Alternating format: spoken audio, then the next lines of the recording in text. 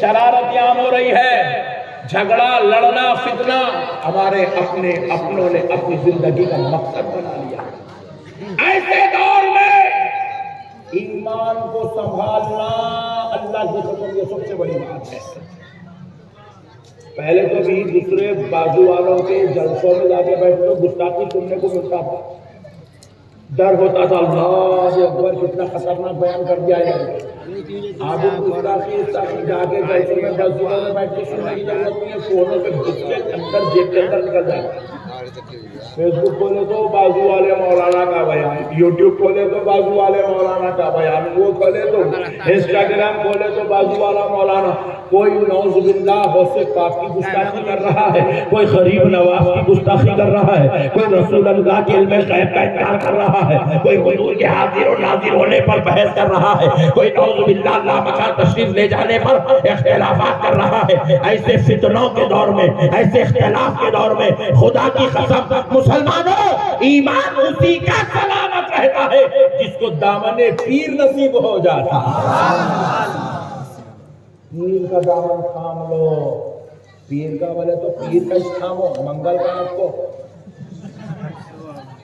سبحان اللہ، پیر بولے تو پیر کچھ پکڑنا، منگل بولے اپنے پاس منگل بہت ہے، منگل اپنے پاس بہت ہے۔ مارکیٹ میں اتنے خطرناک ایک گائے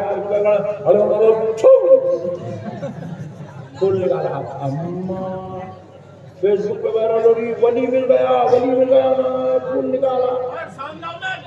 میں بولا انہیں ولی نہیں ہوتا ہے،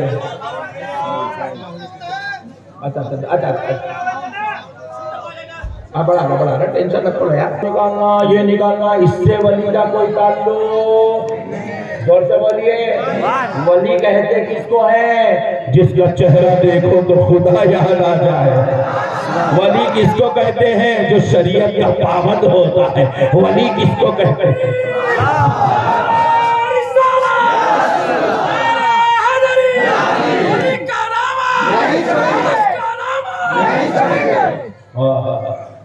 ولی کس کو کہتے ہیں؟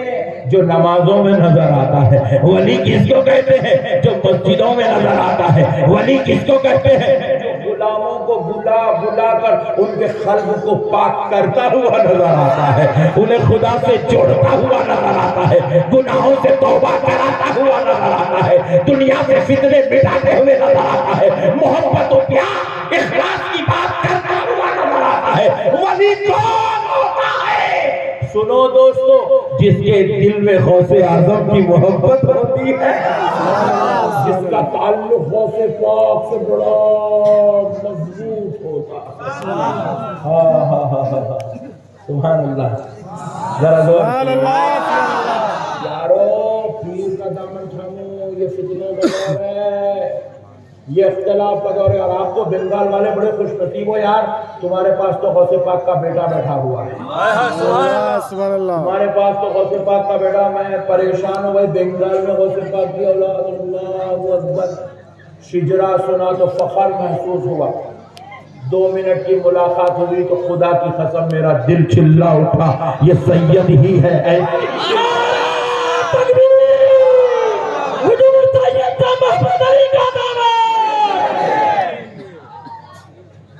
سیدوں کی کوالٹی بالکل الگ ہے، سیدوں کی کوالٹی بالکل الگ ہے۔ یہ اس کا ساؤنڈ بڑا کرتا، ہاں اچھا، سیدوں کی کوالٹی بالکل الگ رہتی۔ سبحان اللہ، پورے باغ میں جب تو گلاب کا پھول کیسا پہچانے جاتا، بے شک بے شک، پورے ہندوستانیوں کے بیچ میں میرے نبی کی آل بھی ویسے ہی پہچانے جاتی ہے، غوث پاک کا بیٹا بھی ویسے ہی پہچانا جاتا ہے، سیدہ فاطمہ الزہرا کی آل بھی ویسے پہچانے جاتی ہے، علی المرتضیٰ کی اولاد بھی ویسے ہی پہچانے جاتی ہے۔ سبحان اللہ، خوش نصیبوں مسلمانوں، تمہارے پاس سید زادہ بھی ہے، غوث پاک کا بیٹا بھی ہے۔ سبحان اللہ، قدر کرو، خدر خدر کرو. مرنے کے بعد آ کے خبر پہ پھول ڈالنا کمال نہیں ہے, رہے تک فیض لینا کمال کی بات ہے. ہمارے سنیوں میں کہا تھا مرے بعد جلوس میں جنازے میں لاکھوں کی تعداد میں آتے, رہے تک 10 آدمی بھی نہیں آتے. یہ ہماری سنیت کا حال ہے. اب سنو, ایک بڑا مسئلہ عرض کر رہا ہوں. اصحاب کہف سبحان اللہ. کتنے سال رہے قبر میں؟ 309 سال. اٹھے اور چلے گئے. مگر ہوا کیا تھا, جب وہ تشریف لائے تھے اس غار کی طرف, تو کیا ہوا, ان کے ساتھ ان کا ایک کتا بھی آیا تھا. ذرا زور سے سبحان اللہ. کون آیا تھا؟ کتا. ذرا زور سے بولو نا جی. کتا. ذرا زور سے بولو. کتا آیا تھا, کتا. اور آیا تو کیا کرا, اللہ کے محبوب غار میں بیٹھے, غار کے باہر بیٹھا, اور اس کے غار کے پاس بیٹھنا اللہ کو اتنا پسند آیا, وہ کیسے انداز میں بیٹھا, اس کے بیٹھنے کا ذکر اللہ قرآن میں بیان کرتا. قلبهم باسط الذراع بالوصيد. بازی والے کیا بولے, ہم غوث پاک کا ذکر نہیں کرتے, 11ویں نہیں کرتے, وہی نماز کا عرض نہیں کرتے, چھٹی نہیں کرتے, وہی نماز کا تذکرہ. اللہ کو معلوم تھا اللہ اتنے ڈینجر اتنے خطرناک پیدا ہونے والے ہیں. اسی لیے اللہ تعالیٰ کیا کرے, بولے میرے غوث کا ذکر نہیں کرتا, میرے غریب نواز کا ذکر نہیں کرتا, میرے امام اعظم ابو حنیفہ کا ذکر نہیں کرتا. بولے اچھا ادھر میرے ابو بکر شبلی جنید بغدادی کا ذکر نہیں کرتا, میرے بندہ نواز محبوب الہی کا ذکر نہیں کرتا. بولے ادھر آ, بلکہ اللہ بازو والے کو بلائے کہاں, کعبے میں, کعبے کے سامنے کھڑا کر دیے. بولے پڑھاؤ نماز, پڑھا رہے. اس کو شوق اٹھا سورہ کہف پڑھنے کا, پڑھتے پڑھتے پڑھ رہا ہے, کعبہ سامنے, نماز پڑھ رہا ہے. قلبهم باسط ذراعيه بالوصيد.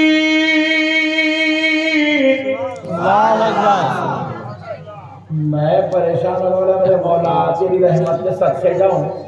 ہندوستان میں کرتے بولے تو 11ویں نہیں کرتا, بولا غوث پاک کا غریب نواز کا ذکر نہیں کرتا, بولا کعبے کے سامنے ٹھہر کے ولی کے کتے کا ذکر کر رہا. اللہ کہا میرے محبوبوں کا ذکر نہیں کرتا, میرے دربار میں کھڑا کر کے حالت نماز میں کعبے کے سامنے ولیوں کے کتے کا ذکر تجھ سے کروا.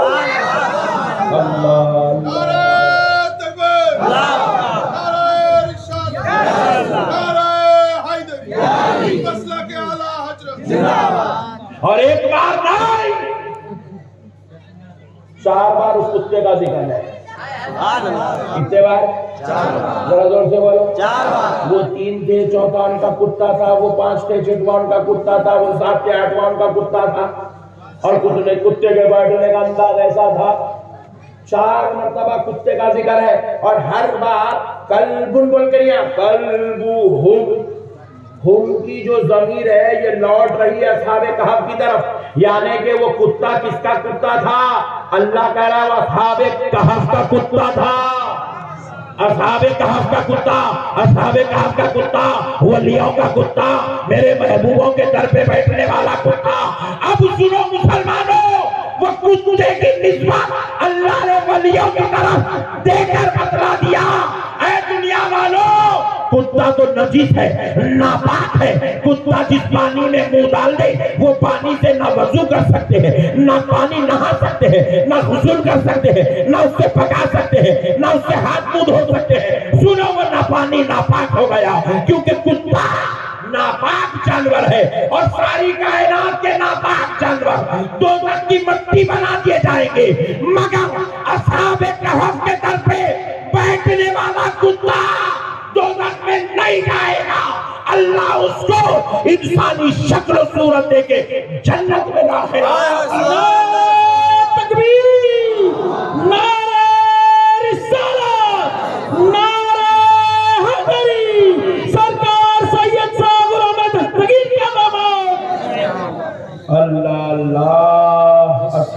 कहफ का कुत्ता है, असहाब कहफ का कुत्ता जन्नत में जाएगा। तो सुनो बंगाल वालों, वलियों के दर पे उनकी मोहब्बत में बैठने वाले कुत्ते को अल्लाह दोज़ख में जाने नहीं दे रहा। जो कभी गरीब नवाज के दर पे ईमान की हालत में बैठता है, जो कभी बंदा नवाज के दर पे बैठता है, जो कभी महबूब इलाही के दर पे बैठता है, जो कभी सरकार दस्तगीर साहब क़िबला के दरबार में बैठता है, और जो कभी सारे सरदार वलियों के सरदार गौसे आज़म के दरबार में बैठता है, तो सुनो मुसलमानों, ऐसे महबूबों के दरबार में जो इंसान होकर ईमान की हालत में बैठे, अल्लाह उसको दोज़ख में कैसे डाल देगा।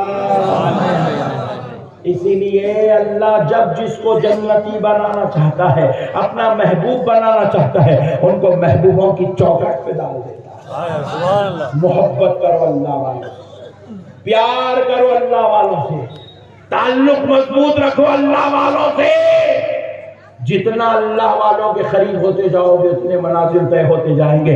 देखो जितने बड़े बड़े वली बने हैं, सबने बड़े बड़ों के दर पे जो है अपने सरों को टिकाया है, उनके दहलीजों को चूमा है, उनकी कदम बोसियां की है, उनकी नालैन उठाए हैं, उनके लोटे पकड़े हैं, उनके मुसल्ले बिछाए हैं, उनके तहारत और वजू का इंतजाम किया है। तभी तो अल्लाह ने उनकी दुआओं से किसी को महबूब इलाही बना दिया है, किसी को बंदा नवाज बना दिया है, किसी को गरीब नवाज बना दिया है। अल्लाह ने जिसको जो मर्तबा देना था, महबूबों की दुआओं से वो मर्तबे देता।